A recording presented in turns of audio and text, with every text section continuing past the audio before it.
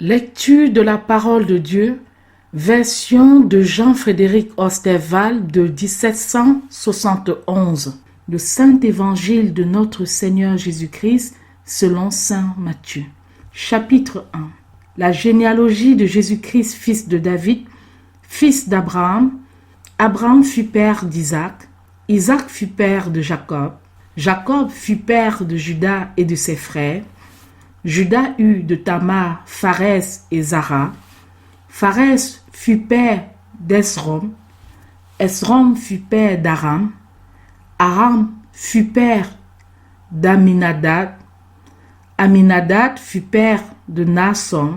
Naasson fut père de Salmon. Salmon eut Boz de Rahab. Boz eut Obed de Ruth. Obed fut père de Jessé. Jessé fut père du roi David. Le roi David eut Salomon, de celle qui avait été femme d'Uri. Salomon fut père de Roboam. Roboam fut père d'Abia. Abia fut père d'Asa. Asa fut père de Josaphat. Josaphat fut père de Joram. Joram fut père d'Ozias. Ozias fut père de Joatam. Joatam fut père d'Akaz. Akaz fut père d'Ézéchias. Ézéchias fut père de Manassé. Manassé fut père d'Amon. Amon fut père de Josias. Josias fut père de Joachim. Joachim fut père de Jéconias et de ses frères, vers le temps qu'ils furent transportés à Babylone. Et après qu'ils eurent été transportés à Babylone, Jéconias fut père de Salatiel. Salatiel fut père de Zorobabel. Zorobabel fut père d'Abiud. Abiud fut père d'Eliakim. Eliakim fut père d'Azor. Azor fut père de Sadok. Sadok fut père d'Akim. Akim fut père d'Eliud. Eliud fut père d'Éliazar. Éliazar fut père de Matan. Matan fut père de Jacob. Et Jacob fut père de Joseph, l'époux de Marie, de laquelle est né Jésus, qui est appelé Christ. Ainsi, toutes les générations depuis Abraham jusqu'à David sont 14 générations. Et depuis David jusqu'au temps qui furent amenés à Babylone, 14 générations. Et depuis qu'ils eurent été amenés à Babylone jusqu'au Christ, 14 générations. Or, la naissance de Jésus-Christ arriva ainsi. Marie, sa mère, ayant été fiancée à Joseph, se trouva enceinte par la vertu du Saint-Esprit avant qu'ils fussent ensemble. Alors, Joseph, son époux, étant un homme de bien et ne voulant pas la diffamer, voulut la quitter secrètement.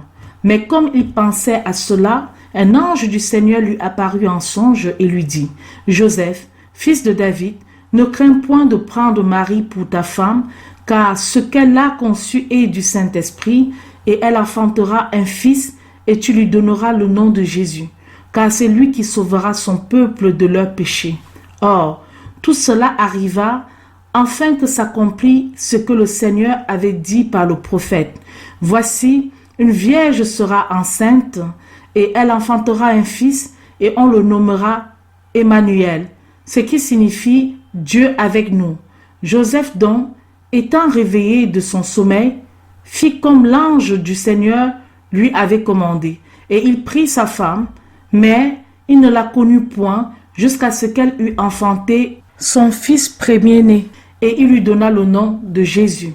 Chapitre 2. Jésus étant né à Bethléem, ville de Judée, au temps du roi Hérode, des mages d'Orient arrivèrent à Jérusalem et dirent : « Où est le roi des Juifs qui est né ? Car nous avons vu son étoile en Orient et nous sommes venus l'adorer. » Le roi Hérode, l'ayant appris, en fut troublé, et tout Jérusalem avec lui. Et ayant assemblé tous les principaux sacrificateurs et les scribes du peuple, il s'informa d'eux où le Christ devait naître. Et ils lui dirent : « C'est à Bethléem, ville de Judée, car c'est ainsi que l'a écrit un prophète. Et toi, Bethléem, terre de Juda, tu n'es pas la moindre entre les principales villes de Juda, car c'est de toi que sortira le conducteur qui paîtra Israël, mon peuple. » Alors, Hérode, ayant appelé en secret les mages, il s'informa d'eux exactement du temps auquel ils avaient vu l'étoile. Et les envoyant à Bethléem, il leur dit, « Allez et informez-vous exactement de ce petit enfant, et quand vous l'aurez trouvé, faites-le moi savoir, afin que j'y aille aussi et que je l'adore. » Eux donc, ayant eu le roi, s'en allèrent, et voici, l'étoile qu'ils avaient vue en Orient allait devant eux jusqu'à ce qu'étant arrivée sur le lieu où était le petit enfant, elle s'y arrêta. Et quand ils virent l'étoile s'arrêter, ils eurent une forte grande joie, et étant entrés dans la maison, ils trouvèrent le petit enfant avec Marie sa mère, lequel ils adoraient en se prosternant. Et après avoir ouvert leur trésor, ils lui présentèrent des dons, de l'or, de l'encens et de la myrrhe. Et ayant été divinement avertis par songe de ne pas retourner vers Hérode, ils se retirèrent dans leur pays par un autre chemin. Après qu'ils furent partis, un ange du Seigneur apparut en songe à Joseph et lui dit, « Lève-toi, prends le petit enfant et sa mère et t'enfuis en Égypte, et te tiens là jusqu'à ce que je te le dise, car Hérode cherchera le petit enfant pour le faire mourir. » Joseph donc étant réveillé, prit de nuit le petit enfant et sa mère et se retira en Égypte, et y demeura jusqu'à la mort d'Hérode. C'est ainsi que s'accomplit ce que le Seigneur avait dit par un prophète, « J'ai appelé mon fils hors d'Égypte. » Alors Hérode, voyant que les mages s'étaient moqués de lui, fut fort en colère, et ayant envoyé ses gens, il mit à mort tous les enfants qui étaient dans Bethléem et dans tout son territoire, depuis ceux de 2 ans et au-dessous, selon le temps dont il s'était exactement informé des mages. Alors s'accomplit ce qui avait été dit par Jérémie le prophète. On a eu dans Rama des cris, des lamentations, des pleurs et de grands gémissements, Rachel pleurant ses enfants, et elle n'a pas voulu être consolée parce qu'ils ne sont plus. Mais après qu'Hérode fut mort, l'ange du Seigneur apparut à Joseph en songe en Égypte, et il lui dit, « Lève-toi, prends le petit enfant et sa mère et retourne au pays d'Israël, car ceux qui en voulaient à la vie du petit enfant sont morts. » Joseph donc s'étant levé, prit le petit enfant et sa mère et s'en vint au pays d'Israël. Mais ayant appris qu'Archélus régnait en Judée en la place d'Hérode son père, il craignit d'y aller, et ayant été averti divinement en songe, il se retira dans les quartiers de la Galilée et alla demeurer dans une ville appelée Nazareth, de sorte que fut accompli ce qui avait été dit par les prophètes, il sera appelé Nazarien. Chapitre 3.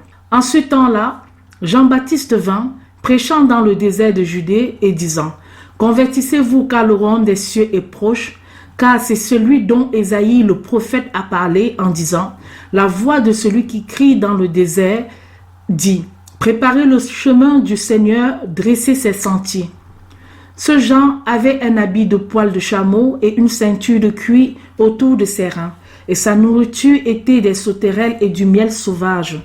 Alors, ceux de Jérusalem, de toute la Judée et de tout le pays des environs du Jourdain venaient à lui, et ils étaient baptisés par lui dans le Jourdain, confessant leurs péchés.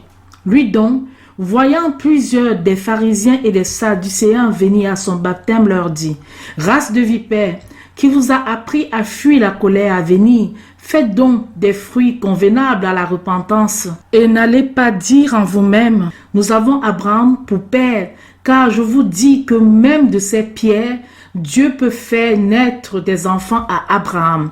Et la cornée est déjà mise à la racine des arbres. Tout arbre donc qui ne produit point de bons fruits va être coupé et jeté au feu. Pour moi, je vous baptise d'eau pour vous porter à la repentance.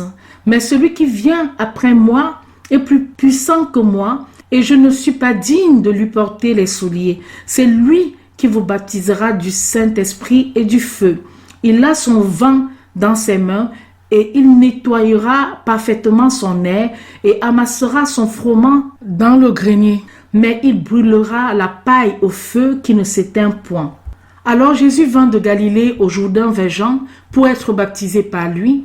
Mais Jean s'y opposait, disant, « C'est moi qui ai besoin d'être baptisé par toi, et tu viens à moi. » Et Jésus répondant lui dit, ne t'y oppose pas pour le présent, car c'est ainsi qu'il nous convient d'accomplir tout ce qui est juste.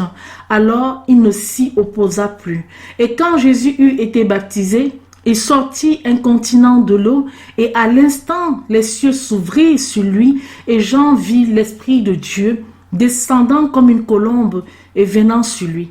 En même temps, une voix vint des cieux qui dit, c'est ici mon Fils bien-aimé, en qui j'ai mis toute mon affection. Chapitre 4. Alors Jésus fut amené par l'Esprit dans un désert pour être tenté par le diable. Et après qu'il eut jeûné 40 jours et 40 nuits, il eut faim. Et le tentateur s'étant approché de lui, lui dit, si tu es le Fils de Dieu, dis que ces pierres deviennent des pains. Mais Jésus répondit, il est écrit, l'homme ne vivra pas seulement de pain, mais il vivra de tout ce qui sort de la bouche de Dieu. Alors le diable le mena dans la ville sainte et le mit sur le haut du temple. Et il lui dit, si tu es le Fils de Dieu, jette-toi en bas, car il est écrit qu'il ordonnera à ses anges d'avoir soin de toi, et ils te porteront dans leurs mains, de peur que ton pied ne heurte contre quelque pierre. Jésus lui dit, il est aussi écrit, tu ne tenteras point le Seigneur ton Dieu. Le diable le mena encore sur une montagne fort haute, et lui montra tous les royaumes du monde et leur gloire, et lui dit, je te donnerai toutes ces choses si en te prosternant tu m'adores. Alors Jésus lui dit, retire-toi, Satan, car il est écrit, tu adoreras le Seigneur ton Dieu et tu le serviras lui seul. Alors le diable le laissa, et aussitôt des anges vinrent et le servirent. Or, Jésus ayant appris que Jean avait été mis en prison, se retira dans la Galilée. Et ayant quitté Nazareth, il vint demeurer à Capernaum, ville proche de la mer, sur des confins de Zabulon et de Nephtali, en sorte que ce qui avait été dit par Ésaïe le prophète fut accompli. Le pays de Zabulon et de Nephtali, le pays qui est sur le chemin de la mer, au-delà du Jourdain, la Galilée des gentils. Le peuple qui était assis dans les ténèbres a vu une grande lumière, et la lumière s'est levée sur ceux qui étaient assis dans la région et dans l'ombre de la mort. Dès lors, Jésus commença à prêcher et à dire, « Amendez-vous, car le royaume des cieux est proche. » Et Jésus, marchant le long de la mer de Galilée, vit deux frères, Simon, qui fut appelé Pierre, et André son frère, qui jetaient leurs filets dans la mer, car ils étaient pêcheurs.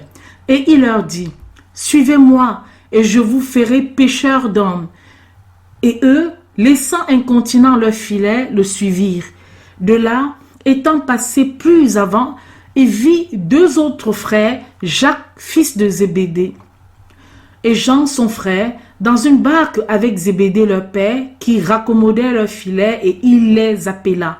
Et eux, laissant incontinent leur barque et leur père, le suivirent. Et Jésus allait par toute la Galilée, enseignant dans leur synagogue, prêchant l'évangile du règne de Dieu, et guérissant toutes sortes de maladies et de langueurs parmi le peuple. Et sa renommée se répandit par toute la Syrie, et on lui présentait tous ceux qui étaient malades, et détenus de divers maux et de divers tourments, les démoniaques, les lunatiques, les paralytiques, et il les guérissait. Et une grande multitude le suivit de Galilée et de la Décapole, de Jérusalem, de Judée et de l'Ar le Jourdain. Chapitre 5. Jésus, voyant tout ce peuple, monta sur une montagne et s'étant assis, ses disciples s'approchèrent de lui. Et ouvrant sa bouche, il les enseignait en disant, « Heureux les pauvres en esprit, car le royaume des cieux est à eux. Heureux ceux qui sont dans l'affliction, car ils seront consolés. Heureux les débonnaires, car ils hériteront la terre. Heureux ceux qui ont faim et soif de justice, car ils seront rassasiés. Heureux les miséricordieux, car ils obtiendront miséricorde. Heureux ceux qui ont le cœur pur, car ils verront Dieu. Heureux ceux qui procurent la paix, car ils seront appelés enfants de Dieu. Heureux ceux qui sont persécutés pour la justice, car le royaume des cieux est à eux.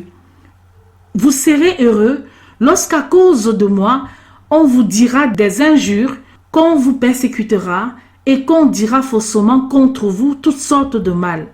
Réjouissez-vous alors et tressaillez de joie, parce que votre récompense sera grande dans les cieux, car on a ainsi persécuté les prophètes qui ont été avant vous. Vous êtes le sel de la terre, mais si le sel perd sa saveur, avec quoi le salera-t-on? Il ne vaut plus rien qu'à être jeté dehors et à être foulé aux pieds par les hommes. Vous êtes la lumière du monde.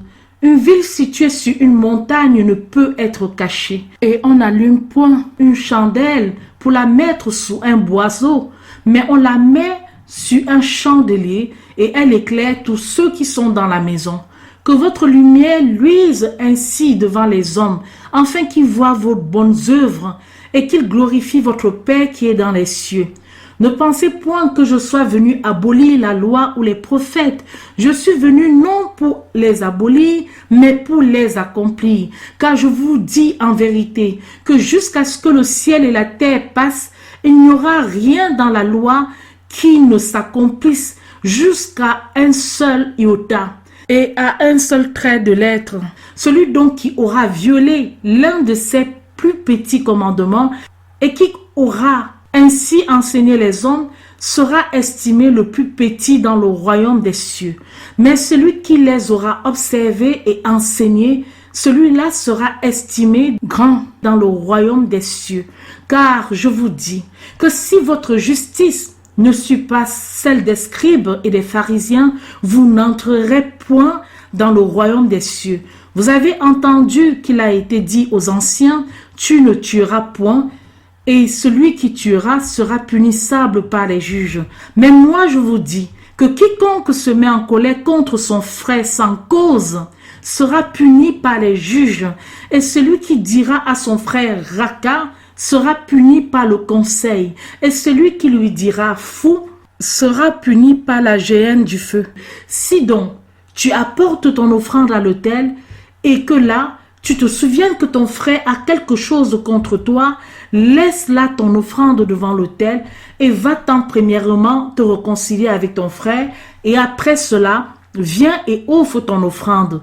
Accorde-toi au plus tôt avec ta partie adverse, pendant que tu es en chemin avec elle, de peur que ta partie adverse ne te livre au juge, et que le juge ne te livre au sergent, et que tu ne sois mis en prison. Je te le dis en vérité que tu ne sortiras pas de là jusqu'à ce que tu aies payé le dernier quadrin. Vous avez entendu qu'il a été dit aux anciens, tu ne commettras point d'adultère. Mais moi, je vous dis que quiconque regarde une femme pour la convoiter, il a déjà commis l'adultère avec elle dans son cœur. Si ton œil droit te fait tomber dans le péché, arrache-le et jette-le loin de toi, car il vaut mieux pour toi qu'un de tes membres périsse que si tout ton corps était jeté dans la géhenne. Et si ta main droite te fait tomber dans le péché, coupe-la et jette-la loin de toi, car il vaut mieux pour toi qu'un de tes membres périsse que si tout ton corps était jeté dans la géhenne. Il a été dit aussi, si quelqu'un répudie sa femme, qu'il lui donne la lettre de divorce. Mais moi je vous dis que quiconque répudiera sa femme, si ce n'est pour cause d'adultère, il l'expose à devenir adultère. Et que quiconque se remariera à la femme qui aura été répudiée commet un adultère. Vous avez encore entendu qu'il a été dit aux anciens, tu ne te parjureras point, mais tu t'acquitteras envers le Seigneur de ce que tu auras promis avec serment. Mais moi, je vous dis, ne jurez point du tout, ni par le ciel, car c'est le trône de Dieu, ni par la terre, car c'est son marchepied, ni par Jérusalem, car c'est la ville du grand roi. Ne jure pas non plus par ta tête, car tu ne peux faire devenir un seul cheveu blanc ou noir, mais que votre parole soit oui, oui, non, non. Ce qu'on dit de plus vient du malin. Vous avez entendu qu'il a été dit, œil pour œil et dent pour dent. Mais moi, je vous dis de ne pas résister à celui qui vous fait du mal. Mais si quelqu'un te frappe à la joue droite, présente-lui aussi l'autre. Si quelqu'un veut plaider contre toi et t'ôter ta robe, laisse-lui encore l'habit. Et si quelqu'un te veut contraindre d'aller un lieu avec lui, va-t'en d'eux. Donne à celui qui te demande et ne te détourne point de celui qui veut emprunter de toi. Vous avez entendu qu'il a été dit, tu aimeras ton prochain et tu haïras ton ennemi.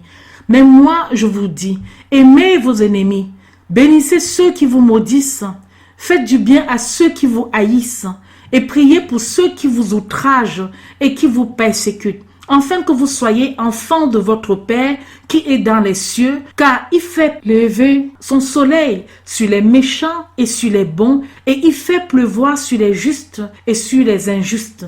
Car si vous n'aimez que ceux qui vous aiment, quelle récompense en aurez-vous?